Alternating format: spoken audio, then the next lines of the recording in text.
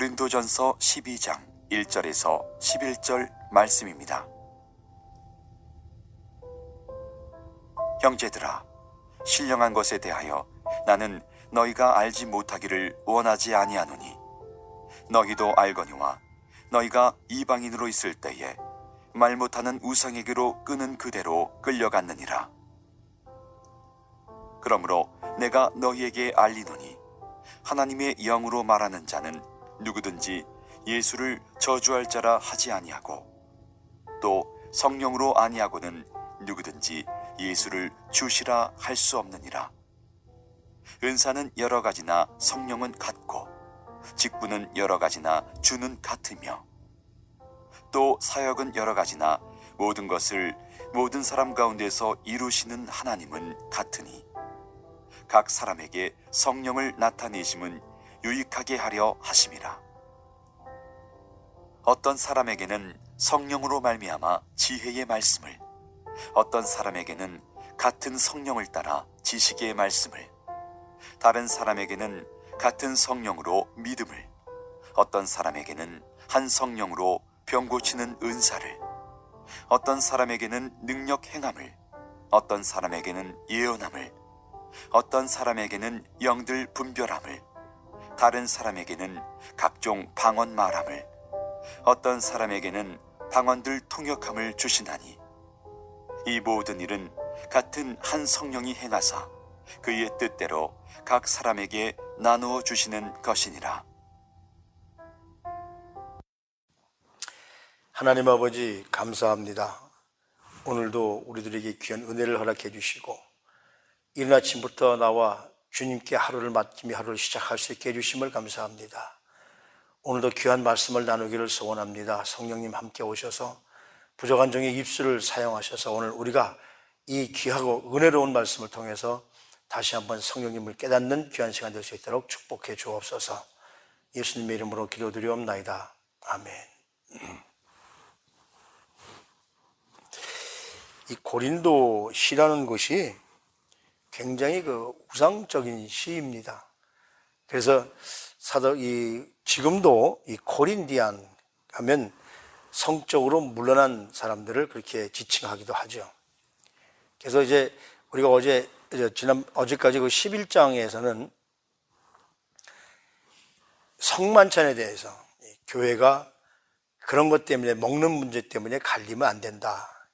사실은 이 교회에서 같이 음식을 나누고 애찬하는 것이 굉장히 중요한 것인데 이 사탄이 지금 그것까지 막아버려가지고 교회마다 지금 이런 서로의 코이노니아가 없으니까 지금은 또 많이 이제 회복되기도 했지만 굉장히 중요한 문제를 다루고 나서 이제 이 고린도시의 편지를 보내면서 가장 중요한 문제를 다룹니다. 성령께서 주시는 은사 문제. 그러니까 12장부터 14장까지가 바로 이 은사 문제입니다. 이것이 바로 지금 고린도 교회에 부딪혀 있는 문제인데 어떤 문제냐면 신령한 문제. 그래서 여기 1절 말씀에 보면 형제들아 신령한 것에 대하여 나는 너희가 알지 못하기를 원하지 아니하노니. 하나님의 몸된 교회에는 반드시 성령님이 역사하시는데 그 성령님에 관한 것을 우리가 그리스도인들이 반드시 알아야 된다는 거예요. 성령님이 우리에게 어떤 존재인가를 알지 못하면 아무리 100년 예수 믿어도 소용없습니다. 10년, 50년 믿어도 성령이 우리 삶 속에 임하지 않으면 우리는 성령이 아니라 악한 영을 받게 돼요. 그래서 갈라치기 하고 이런 모습이 있거든요. 우선 우리가 제일 먼저 우리가 한번 이 상식적으로 알 것이 뭐냐면 신령한 것에 대해서, 성령에 대해서 교회 안에 반드시 두 가지 예가 있습니다. 반드시. 뭐냐면 예수를 오래 믿은 사람들 중에서도 성령 소리만 들으면 이건 신비한 거다. 신비한 사람들만 하는 거다. 그래서 성령을 따라가는 사람들, 성령을 강조하는 것은 별스럽고 신비적인 사람들이고 광신적인 사람들이라고 생각하는 사람들이 있어요. 그래서 성령이라는 얘기만 나오면 거부하는 사람들이 있습니다. 우리 교회가 그렇다는 것이 아니라 그런 그리스도인들이 많이 있습니다. 또 한 부류는 어떤 부류냐면 성령님을 지나치게 사모합니다. 그래서 성령자만 붙으면 다 찾아다녀요. 그래서 은사에만 매달리는 사람들이 있죠.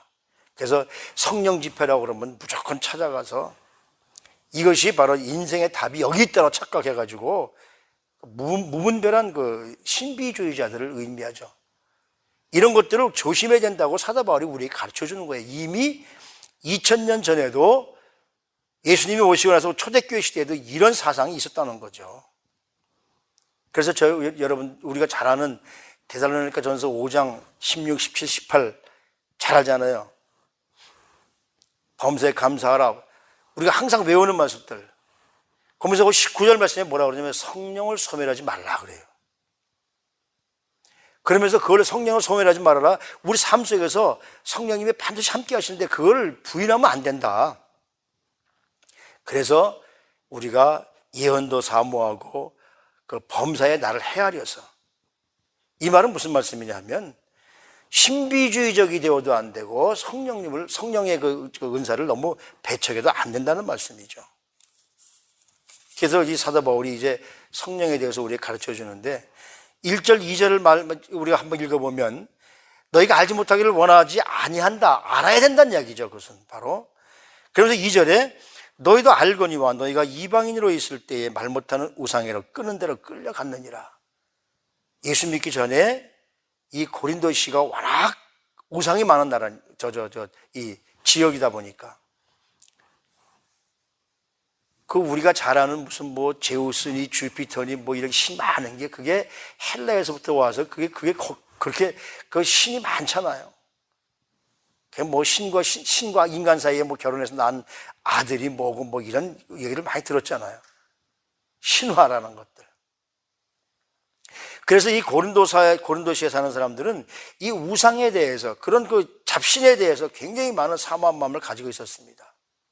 그리고 그냥 그것만 가진 것이 아니라 신비주의적인 쪽에 많이 끌리게 되죠.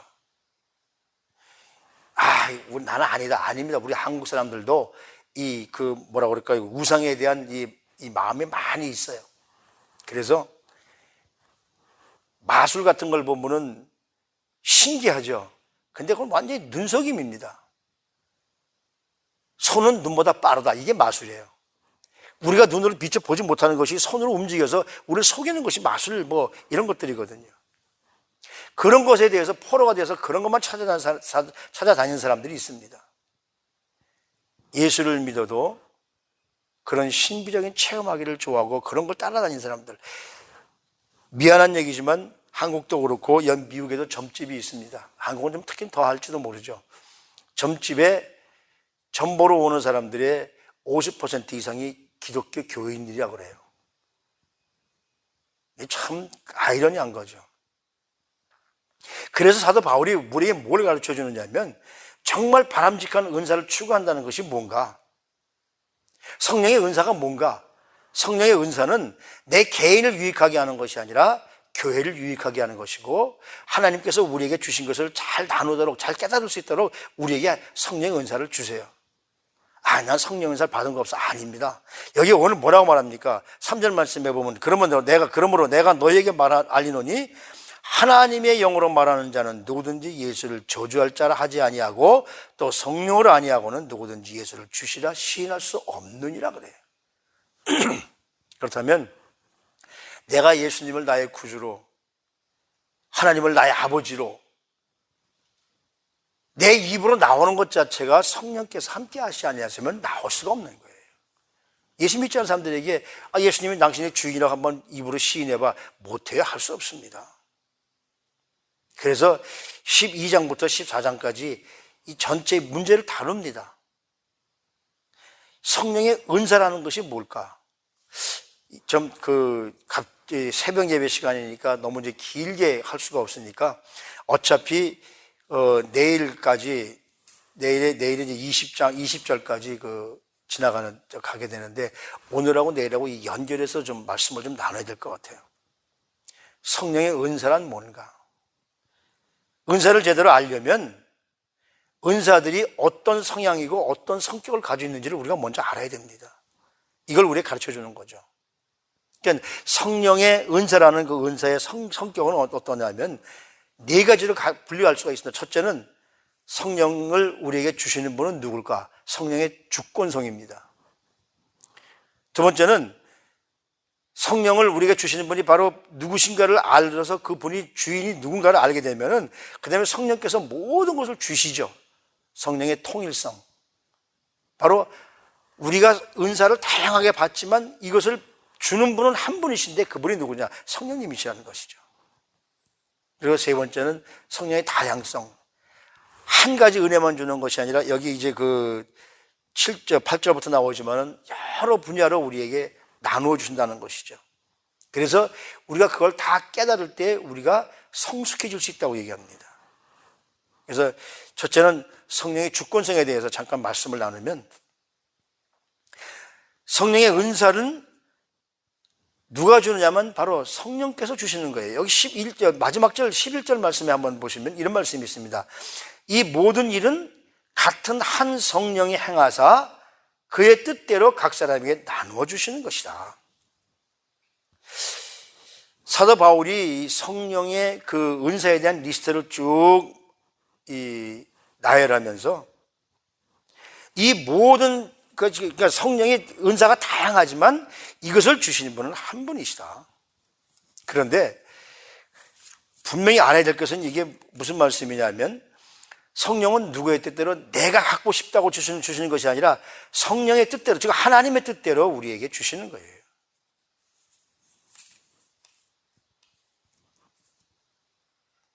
이 말은 우리에게 은사가 주어질 때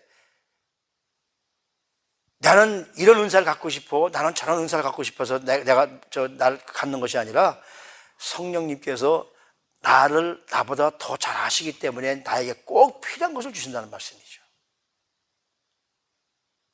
그래서 우리에게 그 은사를 주셔서 그 은사를 통해서 정말 하나님께 봉사하는 모습으로 기쁜 삶을 살게 하고 유익한 삶을 살게 하게 하시는 그 하나님, 그분이 바로 나를 잘 아시기 때문에, 나를 제일 판단하시는 분이시기 때문에, 우리가 고린도전서 2장인가 3장에 보면은 그 성령님은 우리를 너무 잘 아시기 때문에 우리 깊이를 잘 아신다고 그러잖아요. 그래서 그 말씀을, 하나님과 우리 관계를 말씀하면서 이런 말씀을 하십니다. 사람 속을 누가 제일 잘하느냐? 내가 제일 잘합니다. 내가 어떤 성격을 가지고 있고 내가 무엇을 하려고 했고 나는 내 생각이 나를 지배하고 있기 때문에 내가 나를 제일 잘 알아요. 그런데 나보다 나를 더 잘 아는 분이 계시는데 그분이 누구냐? 바로 하나님이시죠. 성령님이시죠. 그분이 나에게 오셔서 나에게 생각을 넣어주면 바로 우리가 하나님을 생각할 수 있고 하나님을 깨달을 수 있다는 말씀이거든요. 그래서 성령께서는 우리에게 꼭 맞는 은사를 주십니다. 그렇다고 해서 하나님 나는 이걸 달라고 막 땡강 쓰면 안 되겠네. 아닙니다. 달라고 우리가 구해야 됩니다. 그래서 하나님은 내가 달라고 하는 곳에 내가 가장 알맞는 것을 우리에게 나누어 주시기도 하시죠. 예를 들어서 나는 이 음악에 대한 재능이 없는데 그걸 달라고 해봐야 하나님은 그걸 주시는 것이 아니라 내가 필요한 것, 나는 음악보다 교회에 예를 들어서 청소를 하거나 설거지를 하거나 이런 것을 잘하면 하나님 그쪽을 주시는 거예요. 이것이 뭡니까? 바로 하나님의 성령님의 우리를 향한 은사의 주권성이에요. 하나님의 뜻대로 주시는 거예요. 오늘 두 번째까지만 이제 시간을 나눠서 할 텐데, 두 번째는 뭐냐면 성령님이 우리에게 은사를 주실 때는 통일성, 일치성을 주십니다. 각자에게 다 다른 은사를 주시지만 이거를 주시는 분은 성령님이시다. 3절을 읽어보면 그렇게 말씀하잖아요. 내가 너에게 알리노니 하나님의 영으로 말하는 자는 누구든지 예수를 저주할 자라 하지 아니하고 또 성령으로 아니하고는 누구든지 예수를 주시라 할 수 없느니라. 나는 성령을 못 봐서 아닙니다. 우리 예수님을 나의 구주로 받아들이는 순간 성령께서 오셔서 예수님을 나의 구주로 입으로 시인하게 돼요. 그러니까 내가 예수 그리스도를 나의 구주로 고백하게 하게 하신 분이 누구신가? 바로 성령님이시죠. 이게 성령님의 역사입니다. 그뿐만 아니라 4절에 보면은 은사는 여러 가지나 성령은 같고, 5절은 직분은 여러 가지나 주는 같으며, 6절은 또 사역은 여러 가지나 모든 것을 모든 사람 가운데서 이루시는 하나님은 같으니. 다양한 우리에게 재주를 주시고 은사를 주시고 탤런트라고 말하죠. 그걸 주시지만 이것을 주시는 분은 바로 성령님이시다. 집사로, 권사로, 장로로,